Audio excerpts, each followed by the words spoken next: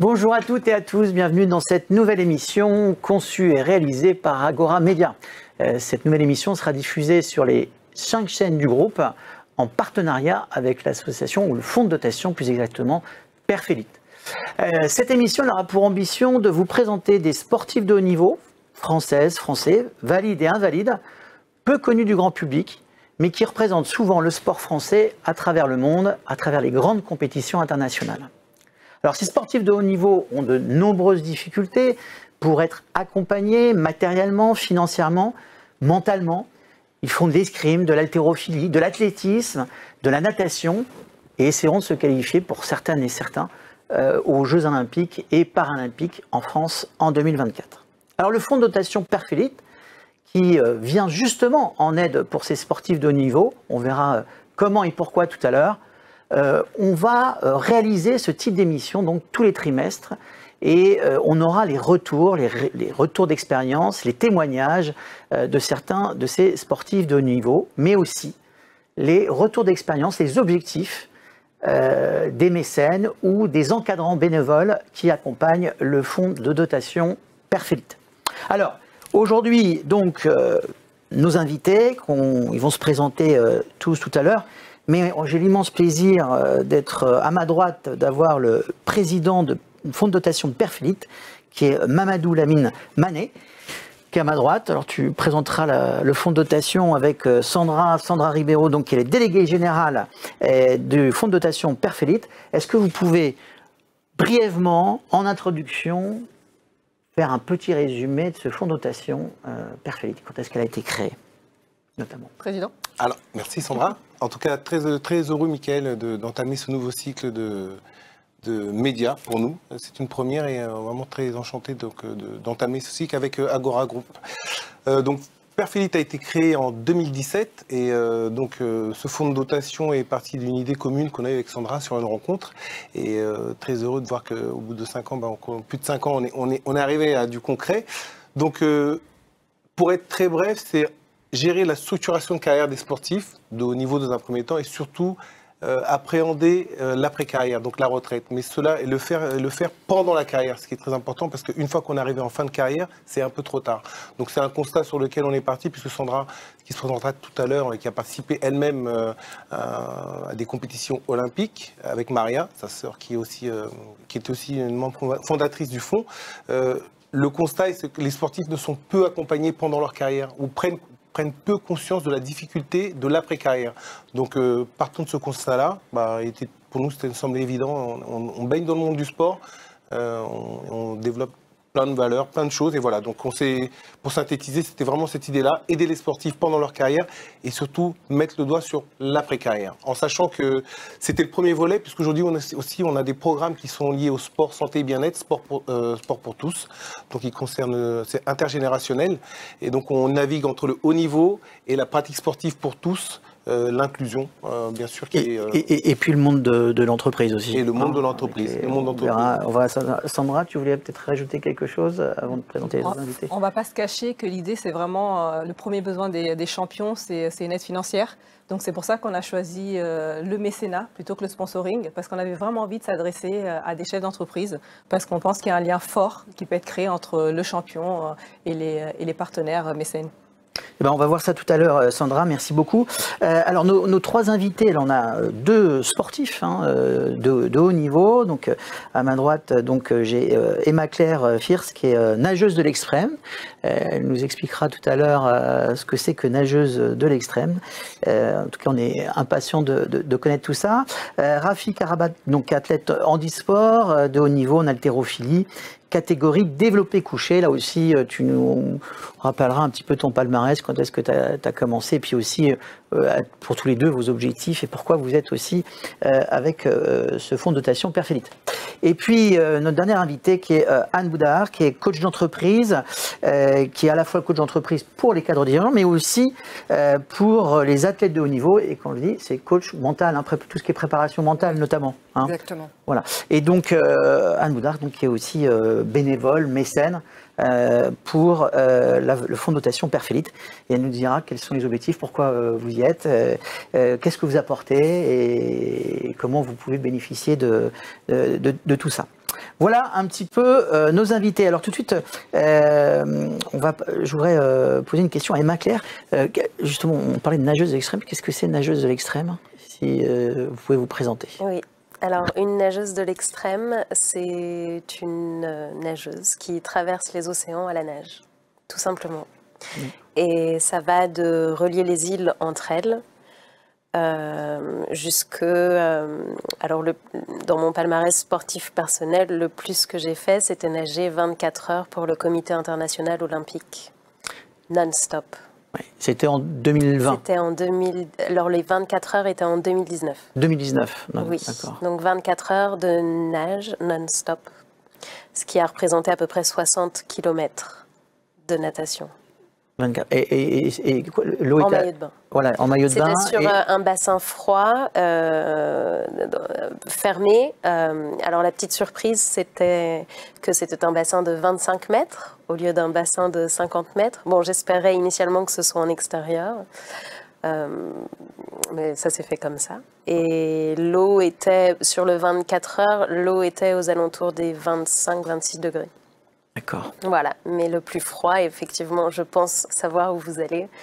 Le plus froid que j'ai fait sur de la longue distance, c'était entre 10 et 12 degrés sur la traversée du North Channel, qui est de relier l'Irlande et l'Écosse à la nage en maillot de bain.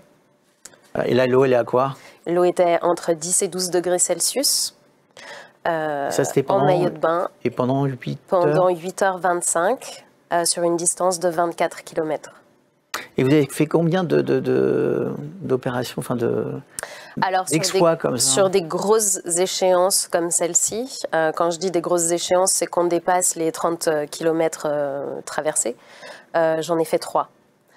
Sur des plus petites, ça veut dire inférieures à 25 km. Je ne les compte plus. Ouais. Et puis, j'en ai plusieurs dizaines. Ouais. Et puis il y aura d'autres projets aussi à l'avenir. On pourra peut-être évoquer ça, bien entendu. Rafik, à vous de vous présenter. Et depuis combien de temps vous faites de l'haltérophilie et quel est votre palmarès? Alors moi j'ai commencé l'haltérophilie en 2004 dans un centre de rééducation. Et actuellement, je suis 25 fois champion de France, 19 fois recordman de France. Je suis vice-champion d'Europe en 2015, champion d'Europe en 2018, vainqueur de la dernière Coupe du Monde à Manchester en 2020 et cette année 2023, j'ai été vice-champion d'Europe. D'accord. J'espère être sélectionné le plus rapidement possible pour les Jeux de Paris 2024. Il reste encore une année de compétition. Il me reste 4 à 5 compétitions pour pouvoir me sélectionner officiellement. Voilà, là, on continue doucement et on espère y arriver.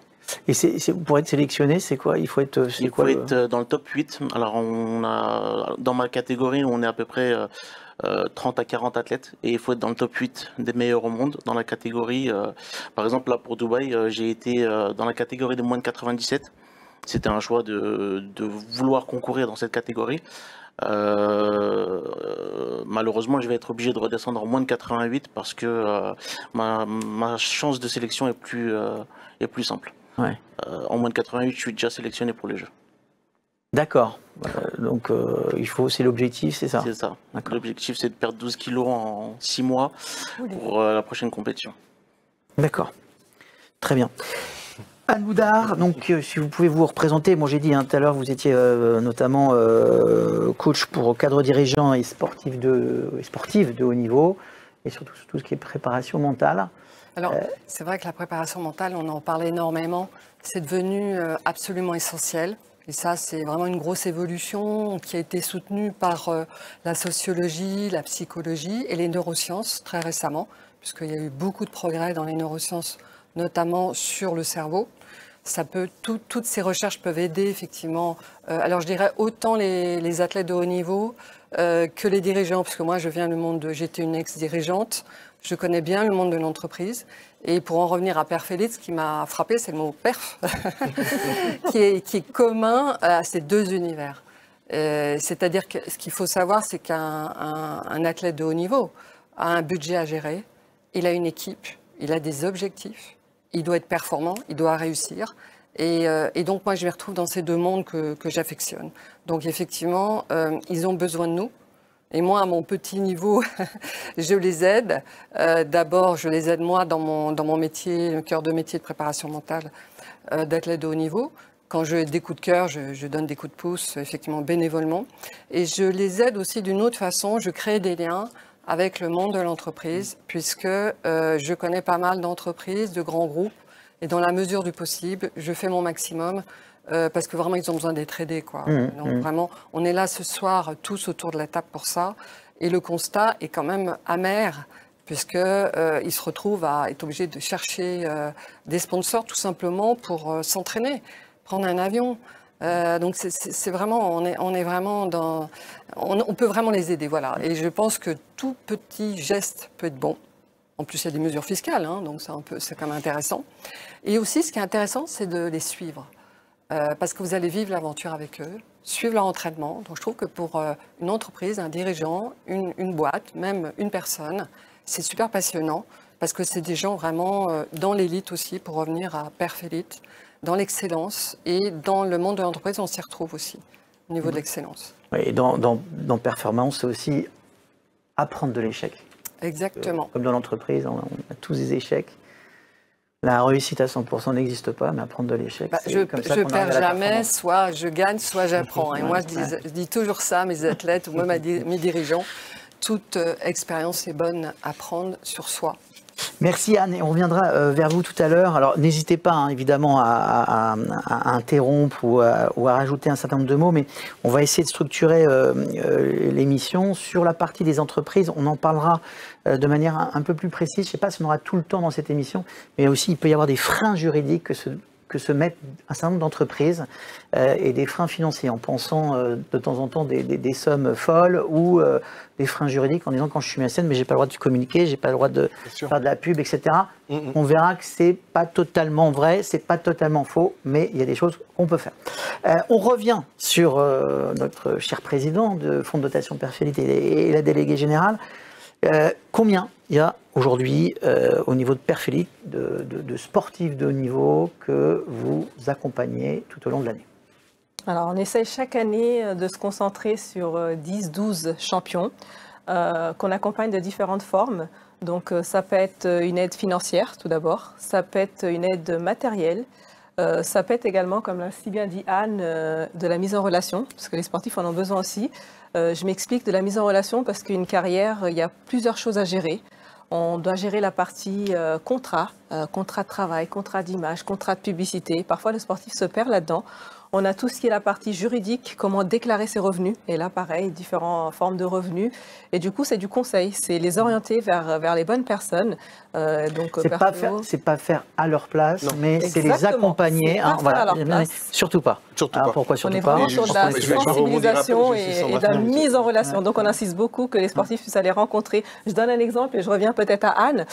Quand les sportifs ont besoin d'un accompagnement en préparation mentale, quand Perfélite fait une mise en relation, je mets toujours 2-3 contacts et puis je dis aux sportifs, tu vas au feeling parce que c'est comme ça que ça va bien se passer. Donc je préviens les personnes, mais je leur dis, moi, le sportif il est libre, c'est à lui de décider avec qui il veut collaborer. Voilà.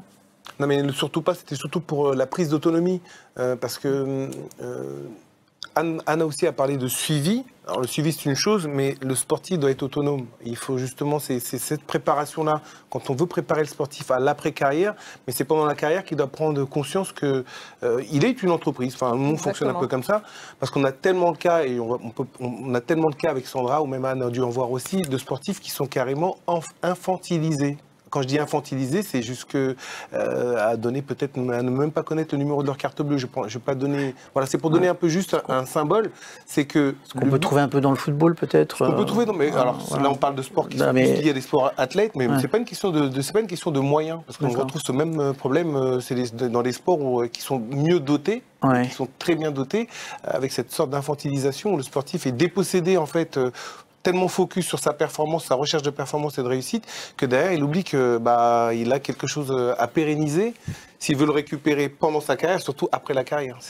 Donc ce constat-là, il faut autonomiser le sportif au maximum. L'aider, le soutenir, mais l'autonomiser. Qu'est-ce qui existe aujourd'hui dans le paysage français comme association, fonds de dotation étatique ou pas, public-privé, qu'est-ce qui est fait pour les sportifs aujourd'hui, comparable au fonds de dotation Perfélite? Alors, comparable au fonds de dotation Perfélite, les sportifs peuvent, je dis bien, je reprends le mot élite, pour l'élite de l'élite, on va retrouver le pacte de la performance.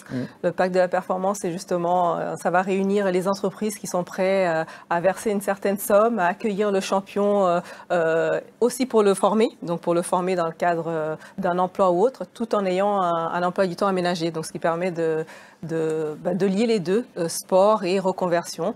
Alors, il y a le pacte de la performance. Après, je pense qu'on va retrouver... Il ne faut pas oublier que le pacte de la performance, ça a été créé, je crois, sous la présidence de Hollande, et c'est l'État qui a créé ça. Oui, exactement, c'est l'État qui a mis en place ce système-là pour accompagner des champions, mais du coup, très peu de champions peuvent bénéficier, puisque ça passe par des fédérations qui vont accompagner l'élite de l'élite.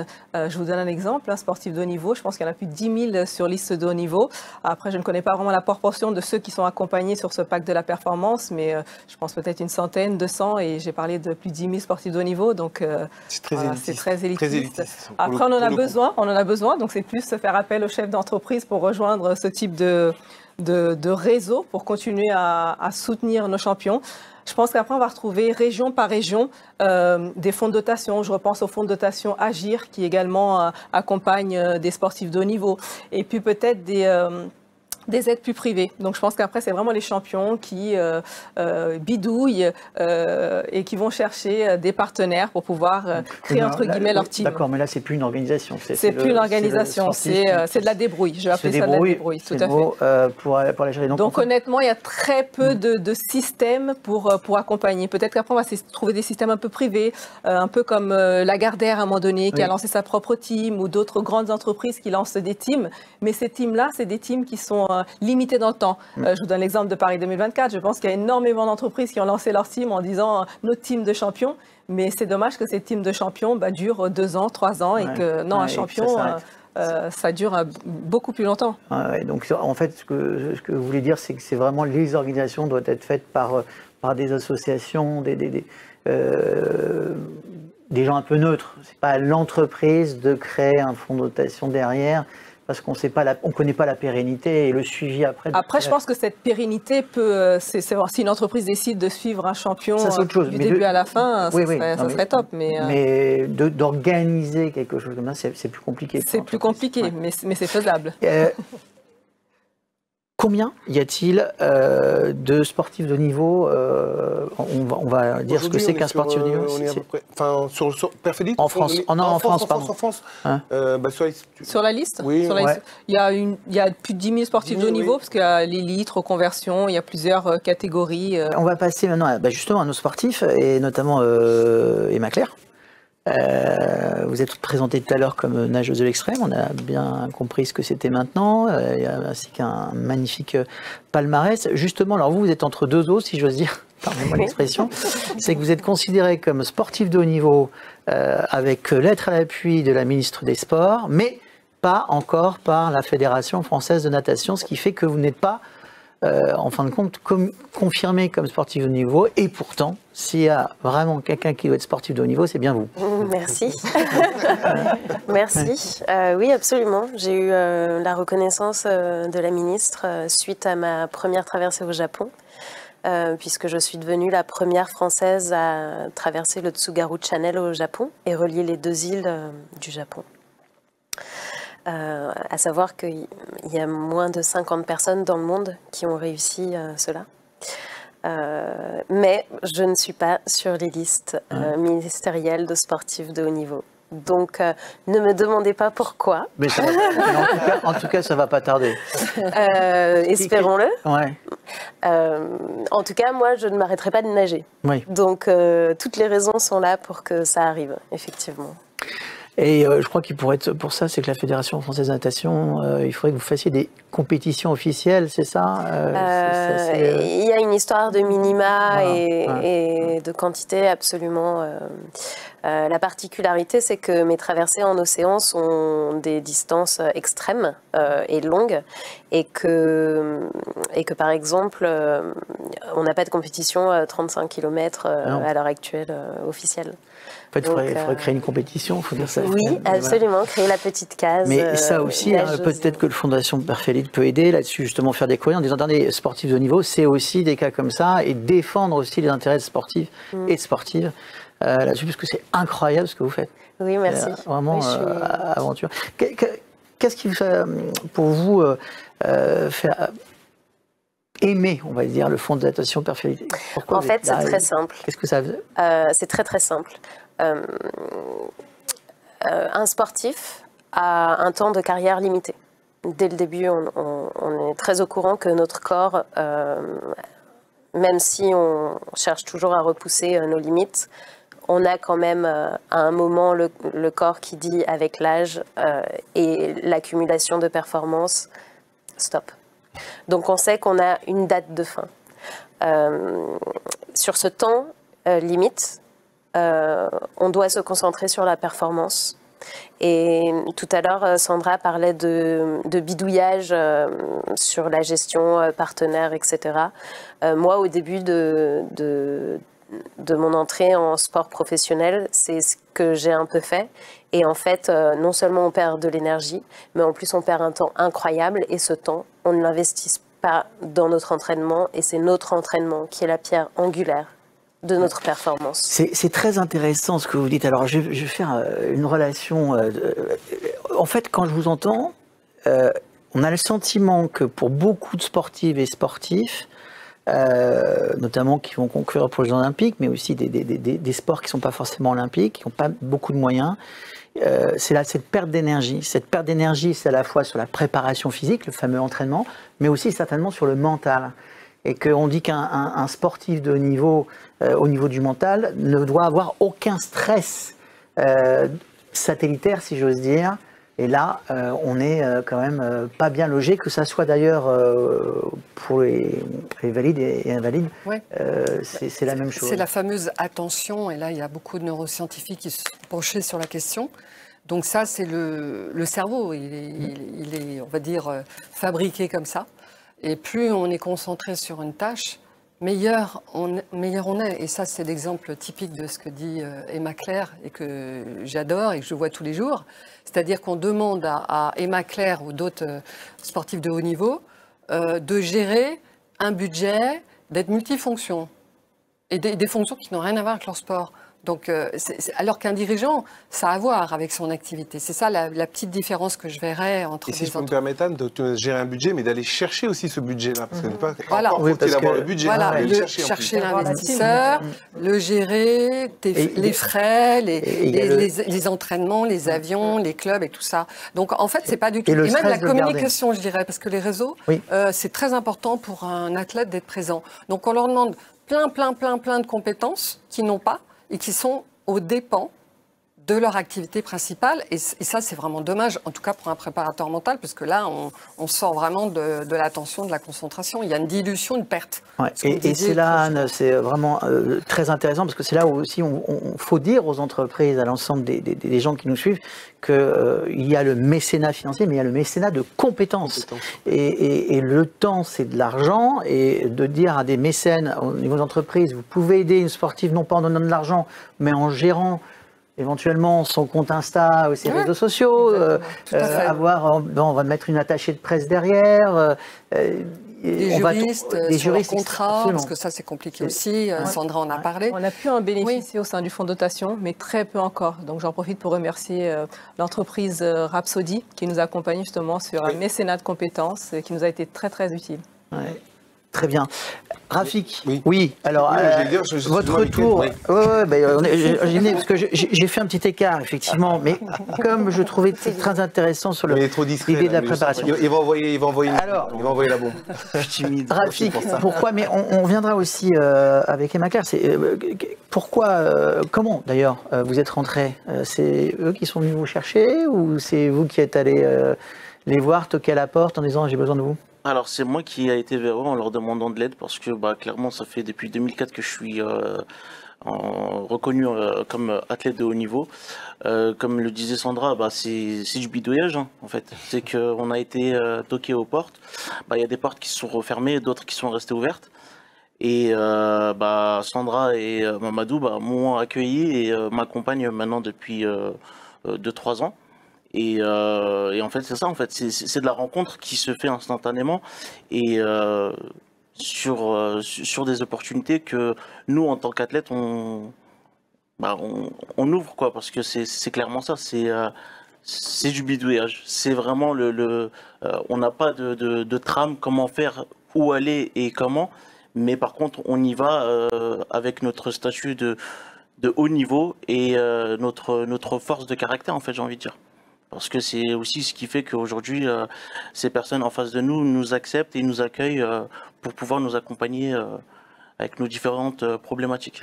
Et donc c'est vous qui avez toqué à la porte, ils vont accepter. Et concrètement, aujourd'hui, qu'est-ce que ça vous apporte, ce fonds de dotation de Perfélite? C'est pas une question piège. Hein. Non, du tout, il n'y a pas de question piège. On va sortir, on sort. Moi déjà, je les ai sollicités à plusieurs reprises, donc déjà sur leurs différents partenaires, sur leurs différents contacts, que ce soit sur le milieu associatif, que ce soit sur le milieu professionnel. Faut savoir que moi j'ai créé aussi mon association en 2019 qui s'appelle Entraide. Et je suis aussi éducateur sportif, donc actuellement à la recherche d'emploi. Sandra, à qui j'ai demandé de l'aide récemment pour m'accompagner sur ce projet d'emploi, parce que ça fait clairement 5 ans que maintenant, aujourd'hui, j'essaie de pousser les portes tout seul, mais je me rends compte que je commence à fatiguer et que je n'arrive plus à être aussi ponctuel et aussi performant dans ma discipline, parce que je suis occupé à chercher des sponsors, à chercher des emplois, à prendre des rendez-vous médicaux et en fin de compte, tout seul, ce n'est pas gérable. Donc aujourd'hui, c'est pour ça que j'ai demandé d'avoir cet accompagnement de leur part. Et c'est extrêmement positif pour vous là-dessus, notamment sur la partie de la concentration dont on parlait tout à l'heure, qui est important. Vous cherchez un emploi, on est bien d'accord, les sportifs de haut niveau, tous vont se concentrer sur le sport, mais n'ont pas un emploi à côté. L'idée, c'est que ce soit les compétitions internationales, les entraînements, etc. Donc, on ne peut pas avoir d'emploi de côté. Donc, comment on fait pour se loger? Comment on fait pour survivre par rapport à des sportifs comme vous? Alors, tous les deux, je parle. La question, faut savoir, c'est que, en tout cas, moi, je ne suis pas rémunéré pour ce que je fais. On est d'accord. Je suis athlète de haut niveau bénévole. Et aujourd'hui, je ne sais pas si je suis en pré-retraite, mais en tout cas, j'essaie d'assurer mon avenir parce que, comme vous le disiez tout à l'heure, le sport de haut niveau, on ne sait pas quand ça s'arrête. On sait quand ça commence, mais on ne sait jamais quand ça s'arrête. Et aujourd'hui, la problématique, c'est que je me rends compte que 2024, c'est demain. Mais par contre, est-ce que je pourrais encore continuer par la suite? Est-ce que je serais prêt pour aller jusqu'à 2028? Je ne sais pas. Donc, je préfère, entre guillemets, essayer de construire quelque chose autour de moi pour pouvoir demain partir dignement, en tout cas s'il le faut. Aujourd'hui, on espère que vous allez vous qualifier pour les Jeux paralympiques à Paris l'année prochaine. C'est quoi vos aides? On enlève évidemment le fonds de dotation Perfélite. Aujourd'hui, c'est quoi les aides qui sont apportées pour vous par l'État? Alors, j'ai aucune aide de l'État. Pour la simple et bonne raison, c'est que moi je suis sur liste ministérielle de haut niveau, mais je ne suis pas en élite, je suis senior. Donc comme le disait tout à l'heure Sandra, c'est que l'élite qui a le droit à une certaine aide et à un certain accompagnement. Moi j'ai le droit à l'accompagnement médical. Tout ce qui est problématique lié à mon sport, on m'accompagne à travers ça.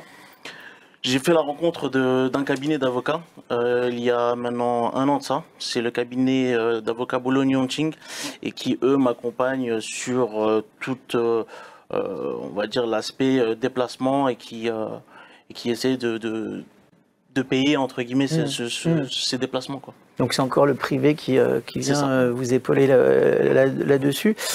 C'est quand même étrange, là je pose la question, Anne, ce sont des Françaises et des Français qui vont représenter la France, qui représentent d'ailleurs la France à l'international. Ça c'est... moi je dirais, un talent déjà c'est précieux. Oui. Et là c'est doublement précieux parce que c'est un talent qui représente les couleurs de la France. Donc même les chiffres, je ne les connaissais pas, là, 10 000 athlètes, c'est rien. C'est pas beaucoup. C'est pas beaucoup. Parce que quand on voit la force de toutes les entreprises à l'heure actuelle, et sachant qu'il n'y en a que 100 qui sont vraiment aidés, moi j'ai envie de dire, allez-y, aidez-les, quoi. Mais on est toujours en sollicitation privée, parce qu'aussi ce qu'il faut savoir, c'est que les athlètes, en tout cas les jeunes athlètes, ils suivent des études aussi. Ouais. Donc ils ont un rythme. Il y en a beaucoup qui se disent. Ils se lèvent à 6 h du matin. Quand on parle encore une fois d'aider les athlètes, c'est pas forcément... on va dire, financier de la part de l'État, des impôts, etc. Mais c'est au moins, on communique là-dessus. On a des communications dans tous les sens pour dire que l'alcool c'est dangereux, la sécurité routière, etc. Et pour autant, des sportives et des sportifs de toute tendance qui représentent la France à l'étranger, et il n'y a aucune communication qui pourrait dire justement aux entreprises... Les solliciter, les interpeller, etc. Pourquoi ça? Qu'est-ce qui se passe? Pourquoi c'est pas fait ça? Parce que c'est... Il y a... Est-ce que... J'en vois pas, moi, mais heureusement qu'il y a des initiatives privées aussi. Je pense qu'on a une fausse idée. On pense que le champion est bien entouré, que le champion est bien accompagné et qu'en fait, il n'y a rien à faire. Alors que non, oui, un Teddy Riner, un Mbappé, certes, ils sont bien accompagnés, mais derrière, les numéros 3, les numéros 4 et les numéros 5... ils ne demandent qu'à être accompagnés. Donc je pense qu'il y a une communication à faire autour des entreprises pour dire que ces entreprises-là, que les sportifs ont besoin de soutien. Et on se rend compte encore plus à l'approche des Jeux, parce que ne serait-ce que sur les réseaux sociaux, j'ai vu énormément de champions solliciter de l'aide, que ce soit du mécénat, du sponsoring. Et ils sont tous en demande. Il y a beaucoup dans l'athlétisme aussi. On voit dans l'athlétisme, natation, exactement, des médaillés. Championnat du monde voilà, en je peux athlétisme. Reprendre l'exemple de Dimitri Bascou, médaillé olympique, qui aujourd'hui n'a pas d'aide de la fédération, parce que, en fait, quand on est un champion, on doit toujours le rester. La performance, c'est la clé. La performance ramène d'autres choses. Mais pour aller chercher cette performance, il faut tous les ingrédients. Et le sportif qui n'a pas tous ces ingrédients-là, il peut réussir, mais c'est beaucoup plus compliqué. Je vais prendre l'exemple de Davina. Davina Michel, c'est une boxeuse qu'on a accompagnée dans le fonds de dotation. Davina partait de 0 au niveau des aides. Mais par contre, Davina, elle est sûre d'elle. Elle se bat pour une médaille pour Paris 2024. Donc, à force de commencer à démarrer ce travail en disant, on va aller voir les entreprises, on va aller se présenter. Comme tu as dit, il y a des portes qui sont ouvertes, beaucoup de portes qui sont fermées, mais on n'a rien lâché. J'étais surprise de voir que du coup, Davina se prend en main. Elle a commencé à trouver une entreprise qui l'a accompagnée pour un travail aménagé. Elle commence à avoir d'autres sponsors qui arrivent. Mais pourquoi? Peut-être parce que Davina, du coup, elle est qualifiée pour Paris 2024. Oui. Donc, les partenaires savent que c'est une valeur sûre. Bien et sûr. Ils arrivent. Et l'idée, c'est d'arriver avant ça. Donc, vraiment, les entreprises, Anne l'a dit, un champion, c'est un talent. On cherche des talents en entreprise. Et ce talent-là, il est complètement transformable. C'est-à-dire que ce qu'on acquiert sur le terrain du sport, c'est énormément de compétences pour les chefs d'entreprise. On l'acquiert tout simplement différemment. Je pense que les entreprises sont totalement au fait de ça, de l'idée de ce que peut apporter une sportive ou un sportif.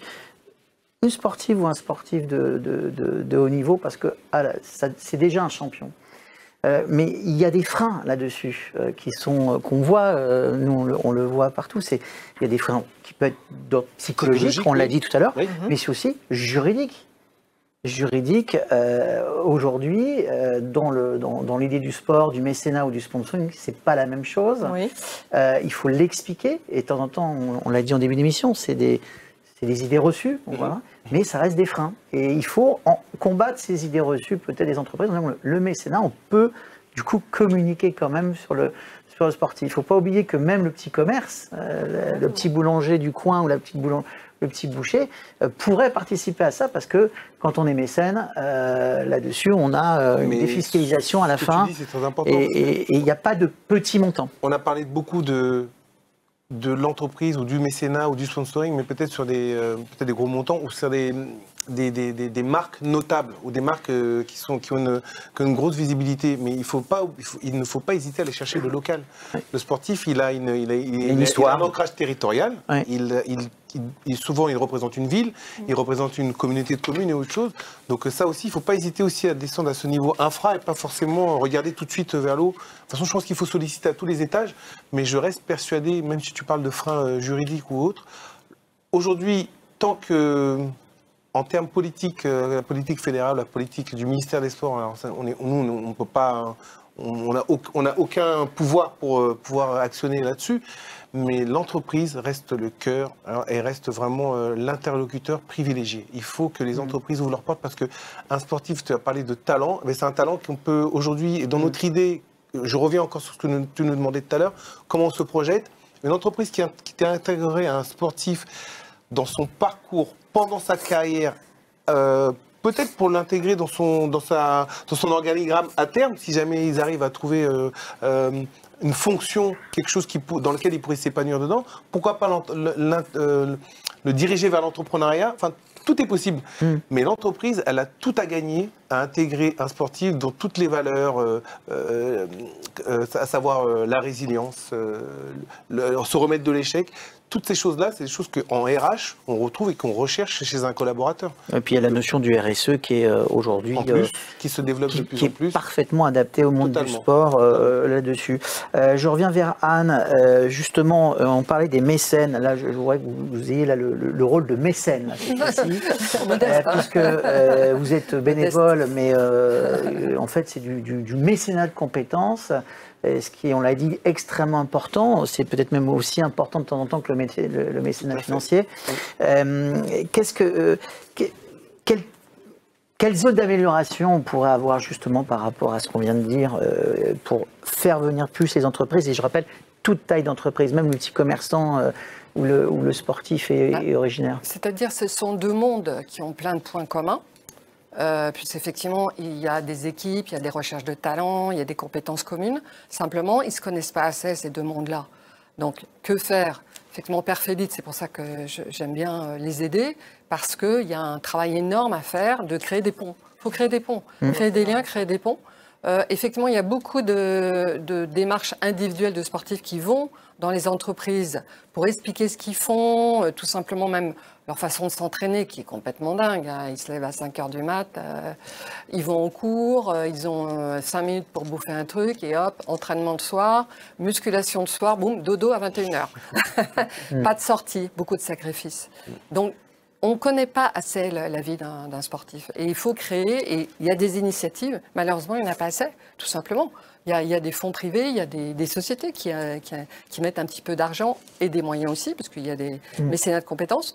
Que faire? Moi, j'aimerais bien, c'est un petit appel, que le ministère, parce qu'on a une super ministre, qu'elle se penche un peu sur ces 10 000 moins les 100 qui sont aidés et instaure peut-être une subvention. Mais notamment, pourquoi pas?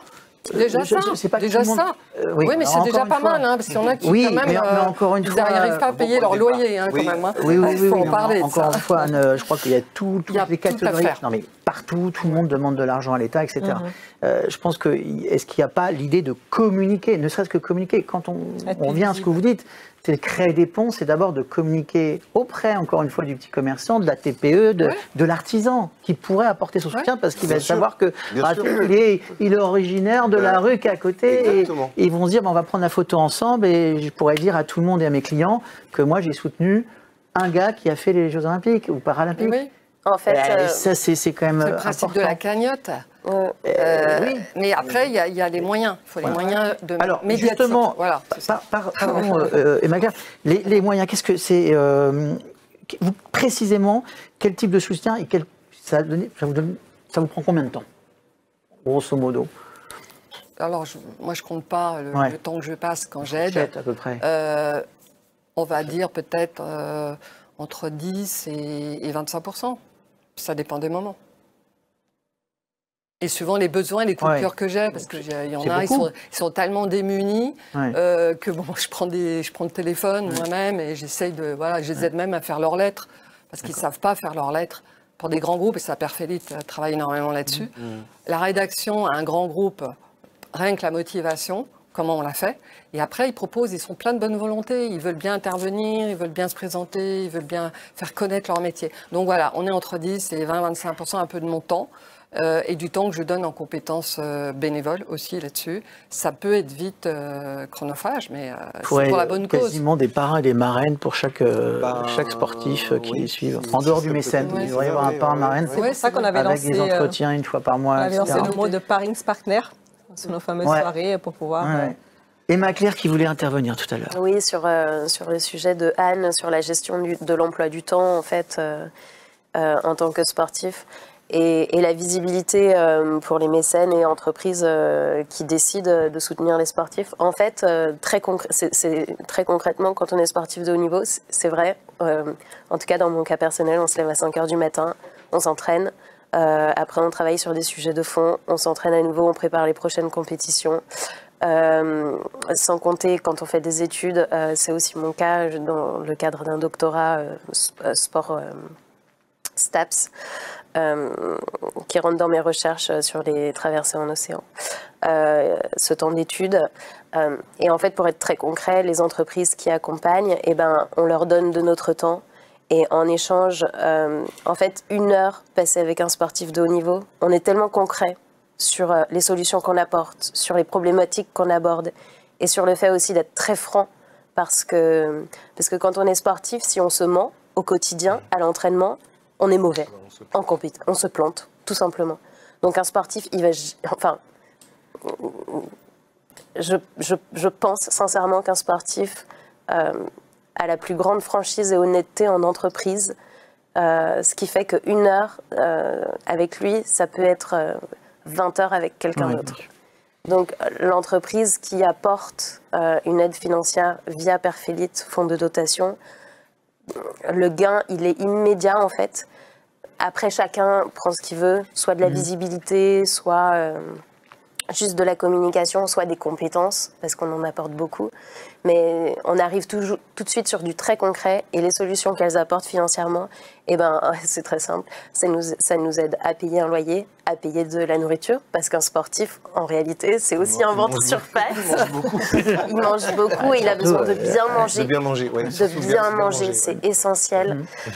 Et puis, le financement des compétitions, emmener son équipe avec soi, tous les transports, la sécurité, parce que pareil, si on voyage pour une compétition, il faut qu'on voyage safe. C'est hyper important. Notre matériel, il peut être volé parce qu'on a du matériel qui parfois est très, très coûteux. On doit aussi... Mais c'est vrai, on avait eu un cas aux Jeux Olympiques où les perchistes avaient été perdus. Ça avait été une catastrophe. Voilà. Oui, c'est un sujet essentiel. Il y a en premier notre sécurité physique. Et puis la sécurité du matériel. Les sportifs, on peut être de bonnes cibles, mais le matériel aussi. Donc ça, en fait, ça, c'est très concret. C'est très concret. Rafik, par rapport à tout ce qui est dit, vous vous retrouvez là-dessus? Je me retrouve dans la sécurité déjà de l'athlète, j'ai envie de parler. Parce qu'un athlète, c'est du temps, c'est un humain.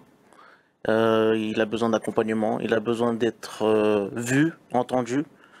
Il a besoin de temps pour lui aussi. Parce que le temps qui va passer à prendre des rendez-vous ou à aller ouvrir des portes, c'est du temps en plus qu'il peut passer dans une salle ou dans l'océan. Mais c'est du temps. Et je pense que ces personnes aujourd'hui qui pourraient répondre à nos demandes, c'est pas perdu. Parce que aujourd'hui, il y a les athlètes qui sont reconnus et de qui on parle énormément, mais il y a les athlètes aussi qui aujourd'hui ne sont pas connus et qui font des performances immenses et impressionnantes, que ce soit sur le handicap, que ce soit chez les personnes valides. Aujourd'hui, on a des athlètes qui sont juste impressionnants. Et je pense qu'aujourd'hui, on devrait plus être sensible à ces personnes-là que sur l'athlète qui est déjà visible et connu. Après, ça n'engage que moi. Mais aujourd'hui, étant athlète en situation de handicap, je remarque qu'on est moins visible dans ma discipline qu'en haltérophilie valide, par exemple. certes, c'est pas une discipline qui est connue et chez qui on va le plus, mais aujourd'hui, en tout cas, chez les valides, on a plus de reconnaissance que en haltérophilie, en e-sport. Mais justement là-dessus, par rapport à vous, Rafik, sur l'idée que vous véhiculez en termes de sportifs de haut niveau, par rapport notamment aux futurs Jeux paralympiques et aux athlètes donc invalides, vous véhiculez une image aussi pour les entreprises très forte, très puissante. Là, il ne s'agit plus d'être connu, pas connu, que le sport soit connu ou pas connu.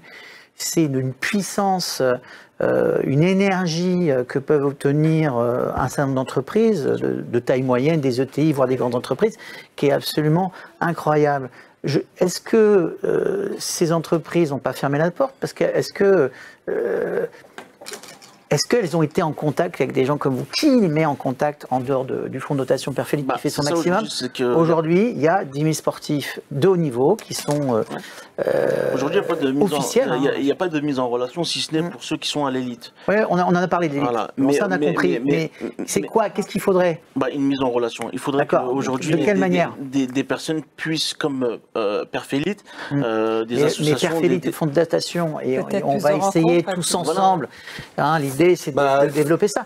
C'est bien beau, mais c'est le fonds de dotation Perfélite ne peut pas faire tout seul. Aujourd'hui aussi, ne serait-ce que le fait d'être là, ça nous permet d'être déjà aussi un peu plus visible, ce qui peut aussi nous manquer, et donc de pouvoir mettre en lumière ces sportifs-là. Donc je pense que c'est de la communication, c'est plus de com, plus de visibilité, plus de rencontres. C'est là où je rejoins Anne, ce qu'elle disait tout à l'heure, qui est tout à fait pertinente, c'est qu'aussi, peut-être à l'État, non pas de financer, parce que tout le monde demande et puis on voit, on va dire les caisses sont vides.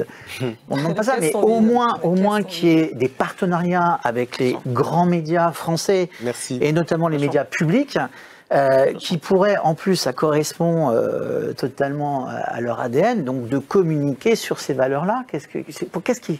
Ça ne coûterait pas d'argent à l'État, je ne pense pas. Qu'est-ce qui fait que ça freine, ça? Peut-être, ça se trouve, personne n'y a pensé. En fait. Non, mais... Oui, moi je pense que c'est ça, on ne peut pas jeter la pierre à personne. Il y a un vide, les gens ne le connaissent pas. Il y a un gros vide quand même. Il y a une situation précaire, une précarité chez les athlètes, on ne la connaît pas non plus. Effectivement, c'est de la communication, et ça serait bien que les médias viennent en soutien pour juste faire connaître l'état des lieux. Voilà. On ne demande pas plus. Je pense En fait, ça s'appelle la fraternité de notre devise républicaine et qu'on a tendance de temps en temps un peu oublier dans ce pays. Tu voulais nous y emmener, c'est ça? Absolument. Mais je pense que la fraternité, ça ne suffit plus aujourd'hui. Mais moi, je vais juste me permettre, parce que je sais que peut-être que le temps est un peu court, mais le storytelling, je vais utiliser un anglicisme, mais en fait l'histoire qu'il y a autour des sportifs, et qu'on soit sur un sportif connu ou pas connu, l'histoire du sportif, il y a tellement de matière dedans. Je ne vais pas comparer un tel à un tel, mais les sportifs qui ont de la visibilité, bien sûr que leur parcours aussi, il est fait de sacrifices, mais tout comme les sportifs qui ne sont pas entre guillemets connus parce que leur sport est peut-être plus confidentiel. Mais là, il y a un terreau. Et c'est vrai que ce questionnement, se dire pourquoi on ne se sert pas de ça, parce que c'est des éléments qui sont moteurs. C'est des éléments qui sont moteurs pour n'importe quelle société, des éléments qui sont moteurs pour n'importe quel chef d'entreprise. Et venir chercher de la visibilité ou même se permettre d'avoir un sportif à côté, ça ne peut être que bénéfique pour une entreprise, que pour une entité, que d'avoir le quotidien d'une Emma Claire, que d'avoir le quotidien d'un Rafik, et de venir le calquer à ce qu'on souhaiterait donner en termes de performance à sa propre entreprise. Parce que leur vécu, c'est ce que peuvent vivre les collaborateurs. Ils peuvent s'identifier, ça peut être des points de référence. Et voilà, je parlais tout à l'heure de résilience, de tout ce qui fait la qualité d'un sportif, se relever de l'échec et autre chose.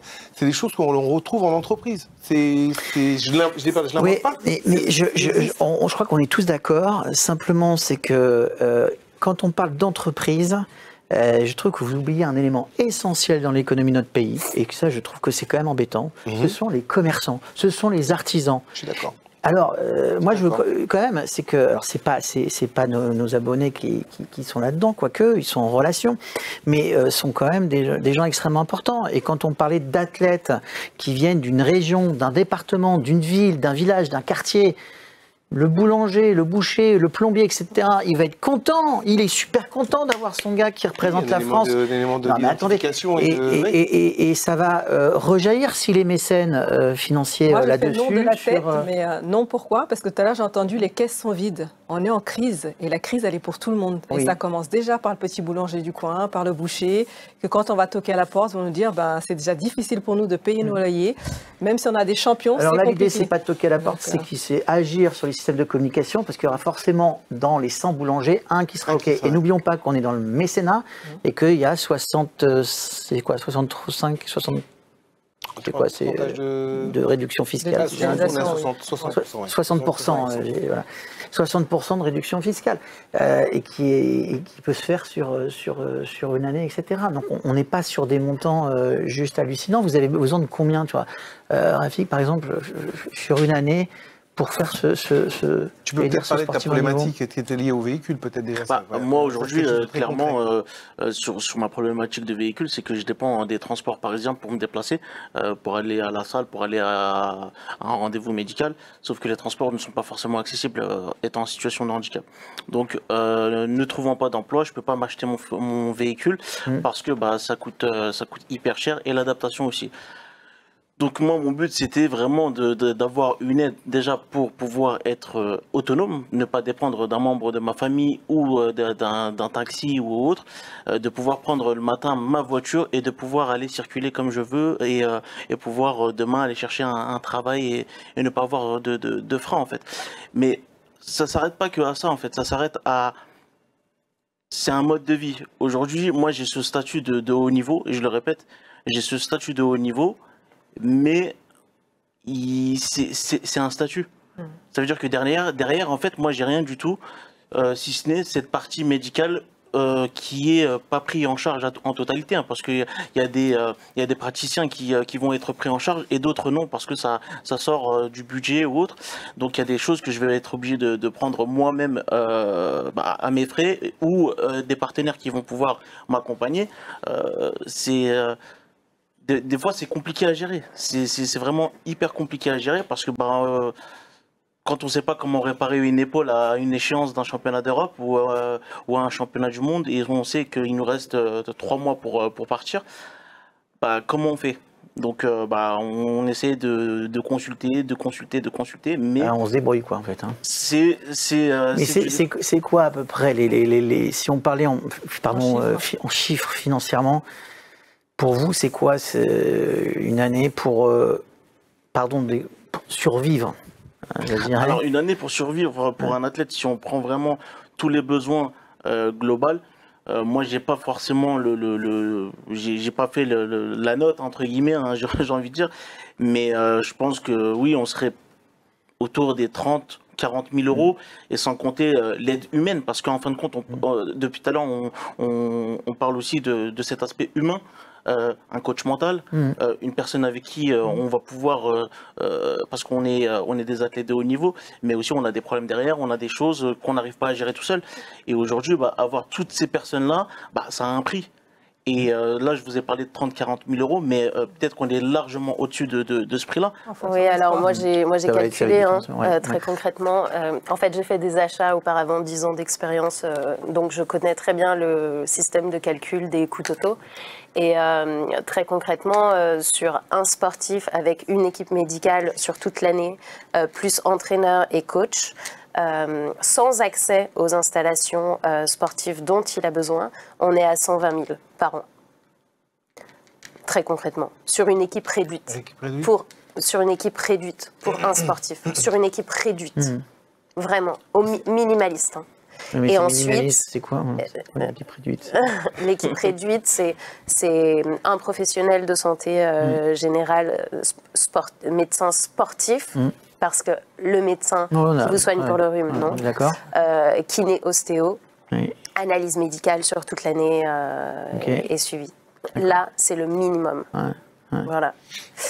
Et ensuite, il y a tous les coûts qui s'ajoutent pour chaque compétition, transport des équipes. Déplacements, les Alors ça va dépendre des fédérations aussi. Ça va dépendre des fédérations, ça. Exactement. Donc, il y a une partie mais il faut donner des chiffres parce que les entreprises, elles pensent que... Je ne sais pas ce qu'elles pensent, les entreprises. Mais je pense il faut donner des indicateurs. Si on parle d'exemple du pacte de la performance, ils considèrent que pour accompagner un sportif de haut niveau, c'est à peu près 20 000, 23 000 euros pour qu'il puisse... Pour le minimum. D'accord. Parce que derrière, il y a des prises en charge, comme par exemple ceux qui sont à l'INSEP. L'INSEP est pris en charge, donc on a déjà toute la partie équipement, médical. Si on prend des coûts totaux... Un valide, hein. Oui, c'est vrai que... Parce que ça, les chiffres qu'on donne, c'est pour les athlètes valides. Rappelons que, sur les je pense athlètes, que ça double, du coup. Ça double, et puis moi, j'aimerais dire quelque chose. Un athlète, c'est comme un enfant. On ne l'accompagne pas dès qu'il a fini de marcher. Un enfant, quand il naît, on l'accompagne du début jusqu'à la fin. Un athlète de haut niveau, c'est la même chose. On n'attend pas qu'il soit sur le podium des Jeux ou sur un championnat du monde pour aller l'accompagner. C'est déjà trop tard. Ça n'a pas forcément de sens pour moi. Le sens, et je parle pour l'avenir, parce qu'il y a des jeunes qui arrivent dans le circuit du sport de haut niveau.